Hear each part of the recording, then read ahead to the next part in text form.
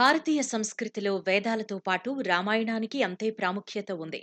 ఇప్పటికీ శ్రీరాముడిని చాలా మంది ఆదర్శంగా తీసుకుంటారు. వాల్మీకి రామాయణాన్ని తరువాత చాలా మంది లిఖించారు. తులసీదాస్ రచించిన రామచరితమానస్‌ను పవిత్ర గ్రంథంగా భావిస్తారు. అయోధ్యలో రామ మందిర ప్రారంభోత్సవానికి ఎంతో మంది ఎన్నో బహుమతులు అందజేశారు.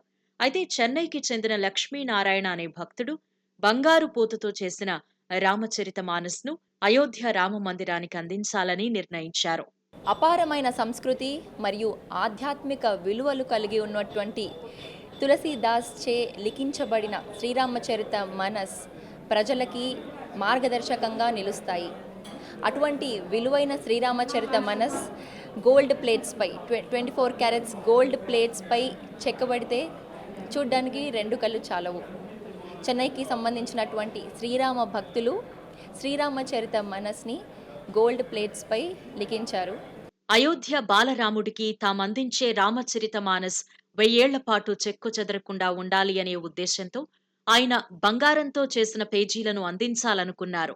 దీంతో చెన్నైలోని ఉమ్మిడి జ్యువెలర్స్ సంస్థను సంప్రదించారు.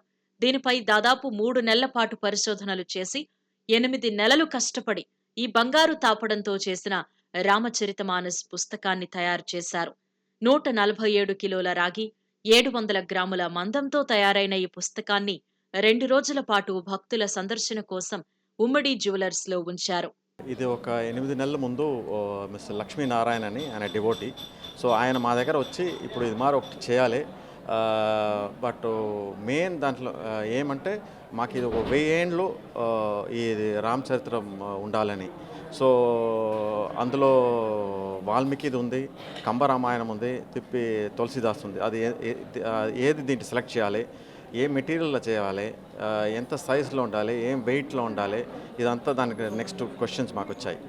సో మేము ఒకటిగా ప్రజెంట్ చేసి ఆల్మోస్ట్ 3 months అయింది మాకు రీసెర్చ్ అండ్ డెవలప్మెంట్ చేసేదానికి. సో ఒక టైంలో మేము అయోధ్యకి వెళ్ళి అక్కడ గర్భగృహ లోపల పోయి అక్కడ అది ఎక్కడ పెట్టాలి, అది ఏం హైట్లో వస్తే బాగుంటుంది, అది ఏం ఈ ఒక్కొక్క పేజ్ ఎంత సైజులో ఉండాలి, అదంతా పోయి ఆ వివరాలంతా మేము తెచ్చేసి వచ్చి ఇక్కడ దాన్ని ఇంకా మ్యానుఫ్యాక్చర్ చేయాలి. సో దాని వెనక వాళ్ళు ఏం చెప్పారు, ఇది తులసీదాస్ రాసిన రామచరిత్ర మానసే మాకు అక్కడ కావాలని. సో అదైతే 522 పేజీలు వస్తాయి. సో ఆ 522 పేజీలు ఎక్కడ స్టార్ట్ అవుతుంది, ఎక్కడ ఎండ్ అవుతుంది, ఇది ఏం మెటీరియల్ చేయాలి. సో ఫైనల్గా కాపర్లో చేసి గోల్డ్ ప్లేటింగ్ చేసాము. సో 147 కిలోలు copper and almost 700 grams of pure gold అయింది దీన్ని చేసేదానికి. 5 నెలలు అయింది దీన్ని మ్యానుఫ్యాక్చరింగ్ చేసేదానికి, 3 నెలలు అయింది డిజైన్ చేసేదానికి. సో ఆల్మోస్ట్ 8 నెలలు అయింది చేసేదానికి. ప్రజాస్వామ్యం విలువ ప్రాముఖ్యతను తెలియజేస్తూ కొత్త పార్లమెంట్లో ఏర్పాటు చేసిన సెంగోల్ను తయారు చేసిన ఉమ్మడి జ్యువెలర్స్ ఈ బంగారు రామచరితమానస్‌ను తయారు చేసింది.